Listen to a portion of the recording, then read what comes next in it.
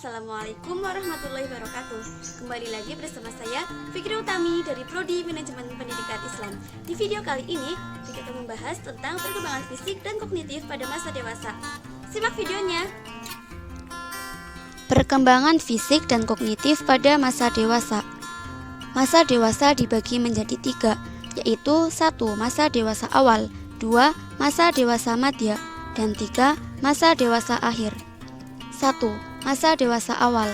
Menurut Harlock, masa dewasa awal dimulai pada umur 18 tahun sampai kira-kira umur 14 tahun, saat perubahan-perubahan fisik dan psikologis yang menyertai berkurangnya kemampuan reproduktif.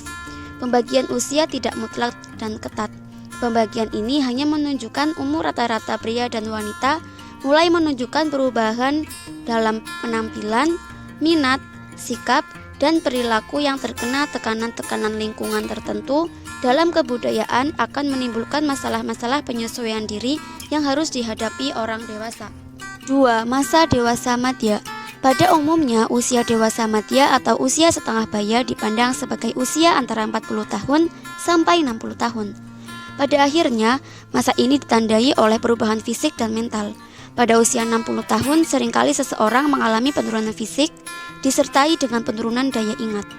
Usia madya merupakan periode yang panjang dalam rentang kehidupan manusia, membuatnya seringkali dibagi lagi menjadi subbagian, yaitu usia madya dini umur 40-50 tahun dan usia madya lanjut yaitu umur 50-60 tahun. 3. Masa dewasa akhir. Masa dewasa akhir atau masa lanjutan yaitu umur 60 tahun ke atas.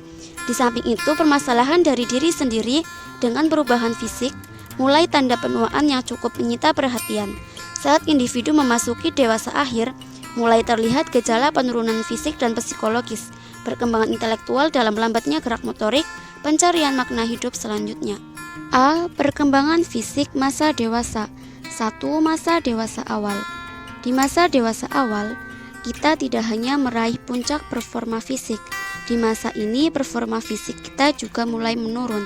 Kesehatan dan kekuatan otot biasanya mulai memperlihatkan tanda-tanda penurunan di usia sekitar 30 tahun. Kesehatan.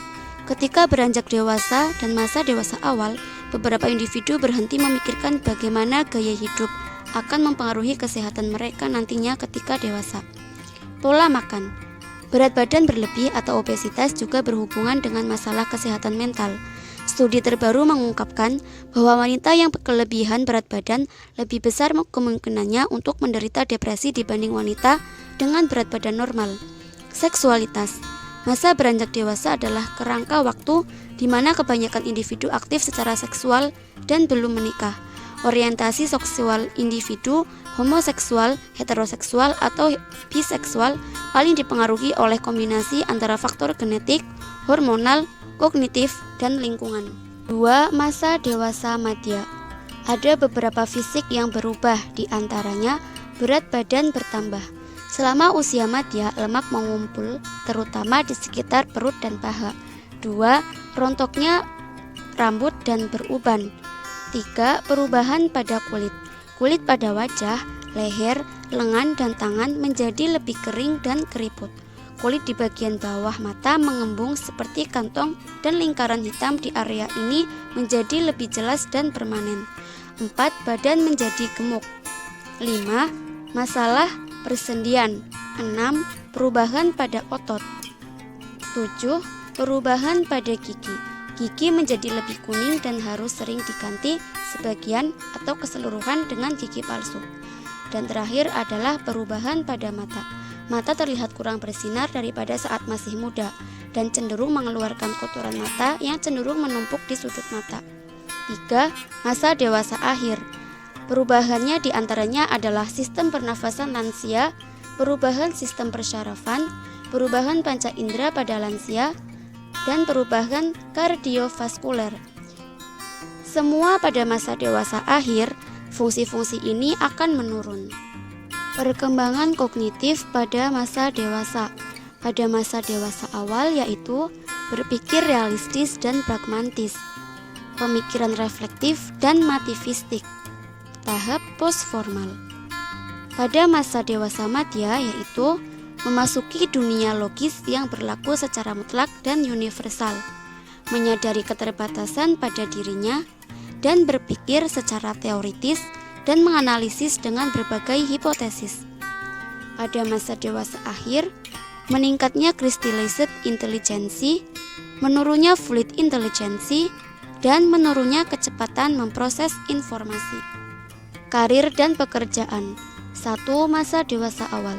Pada masa ini, pendidikan mempengaruhi karir dan pekerjaan seseorang, karena tempat bekerja menghadirkan tantangan khusus bagi orang dewasa yang kurang mendapatkan pendidikan tinggi.